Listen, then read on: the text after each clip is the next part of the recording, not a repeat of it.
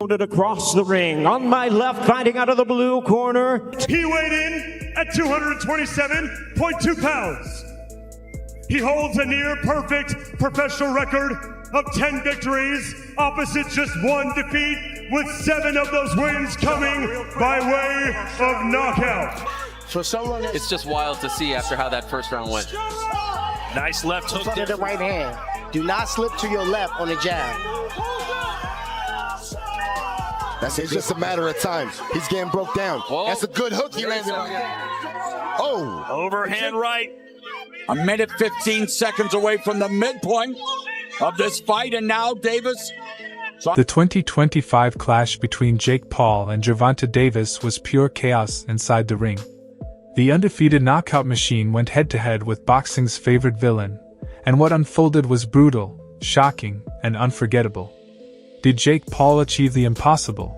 Or did Tank Davis expose him in the most violent way imaginable? On paper, Jake Paul vs. Gervonta Davis looked like a fight that should have never been sanctioned. A cruiserweight walking around at over 200 pounds facing a lightweight champion who built his legend at 135.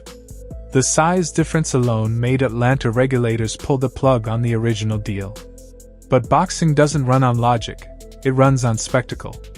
That's why the fight landed in Miami's Casa Center, a city built on chaos and entertainment.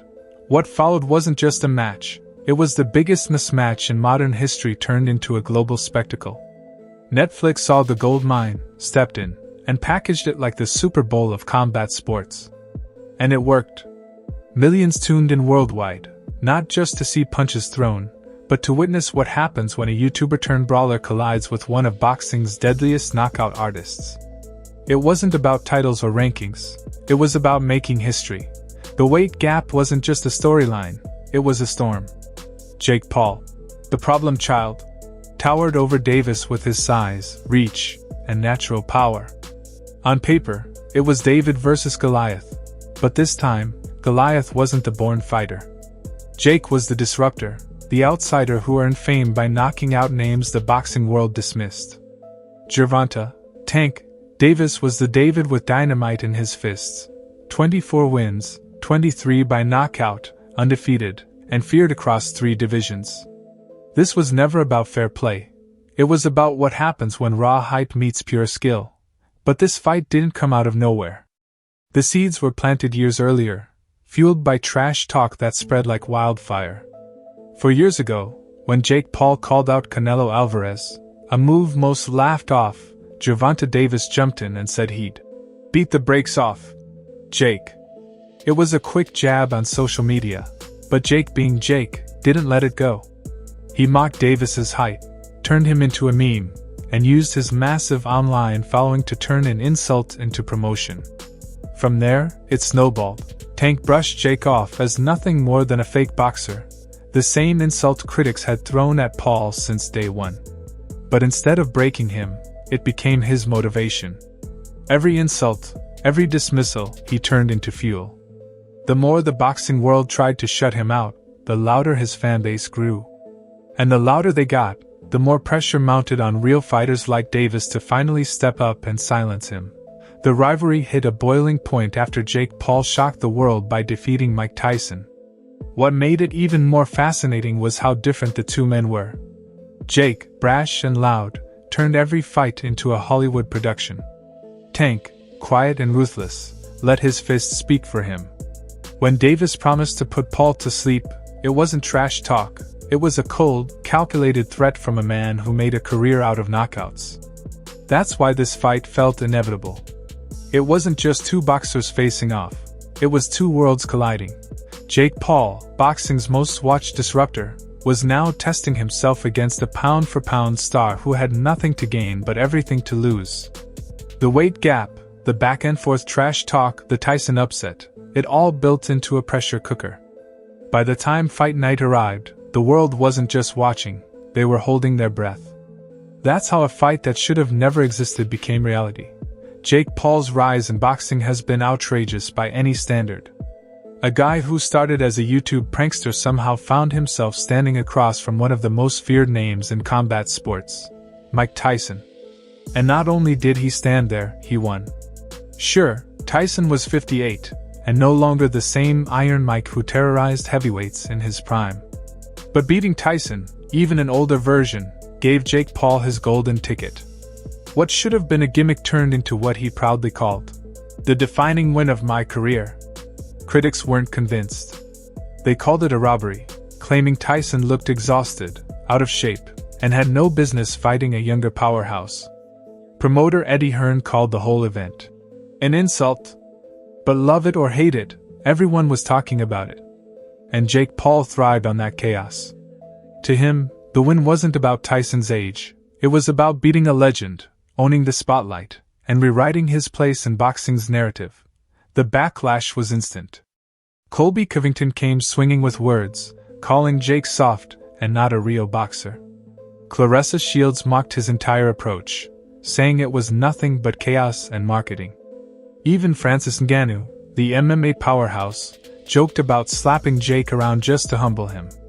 But in the end, that's exactly what Jake wanted: attention, controversy, and his name in every headline. Andre Ward, the retired legend, summed it up best. If Jake Paul really wants to prove himself, he needs to fight a real contender. Everyone had something to say, every analyst had a hot take. But instead of folding under the weight of criticism, Jake flipped the narrative. He turned every insult into promotion. Every fighter's jab became a headline. Every tweet turned into a viral soundbite. Suddenly, Jake Paul wasn't just a YouTuber playing boxer. He was a name that real champions had to acknowledge. Love him or hate him, he brought energy and attention boxing hadn't seen in years. On the opposite side stood a man who didn't need noise to make headlines: Gervonta "Tank" Davis. If Jake thrived on chaos, Tank was the calm before the explosion.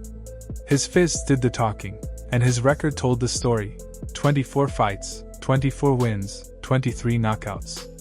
That's not dominance, it's devastation. Nearly everyone who shared the ring with him ended up out cold or broken. He didn't fight for points.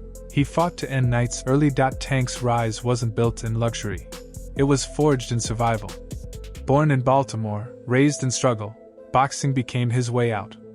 That hunger followed him everywhere, and when Atlanta embraced him as their own, he rewarded the city with highlight after highlight, knockout after knockout. He wasn't flashy, he wasn't loud, he was lethal. Calculated, patient, and terrifyingly precise. One shot, and it was over. At 135 pounds, his power was the stuff of nightmares. Fans didn't just admire him, they feared what he could do. That's why going into this fight, the boxing world believed Jake Paul was finally walking into something real, a trap with no escape. Sure, Jake had beaten names like Woodley, Silva, Nate Diaz, and even Mike Tyson, but those were aging stars or crossover fighters. Tank was different. He was in his prime, undefeated, and ruthless, with a knockout rate over 95%. Those numbers don't lie. Most believed this was the moment Jake Paul's hype train would crash. No social media buzz, no Netflix backing, and no weight advantage would save him once Tank's fists found his chin. This was supposed to be the reality check. The fight that reminded the world that boxing is built on skill, timing, and true grit, not marketing. The contrast couldn't have been sharper. Jake Paul, the loud, polarizing showman with millions of followers and a talent for turning fights into blockbuster events. Gervonta Davis, the silent destroyer whose reputation was built on fear and respect. One man sold fights, the other ended them. Put those two in one ring, and you don't just get a bout, you get a storm. That's what made this matchup special. It wasn't just height versus skill, or size versus speed, it was legacy versus clout, tradition versus disruption, respect versus chaos.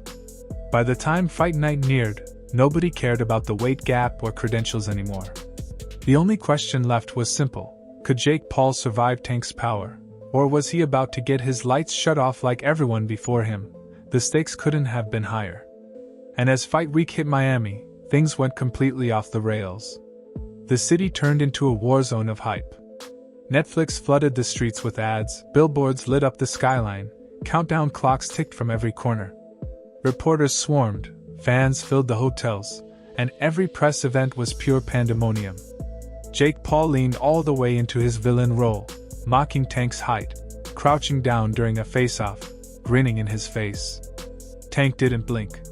He stared back and coldly promised, "I'm putting you in a body bag."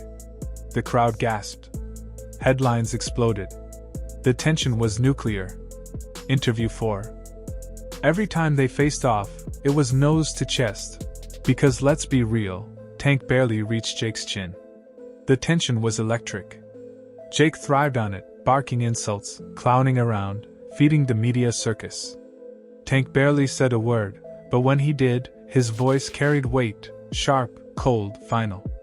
The contrast was crystal clear. Experts couldn't agree on what to expect.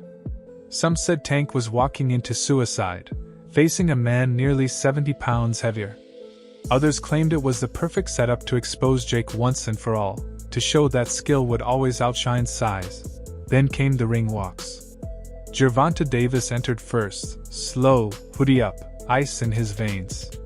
No theatrics, no smiles, just pure focus. The bass-heavy beat shook the arena, and his expression never changed. Everyone watching knew what that meant. Tank wasn't there to perform, he was there to destroy. Then Jake Paul made his entrance, and the place exploded.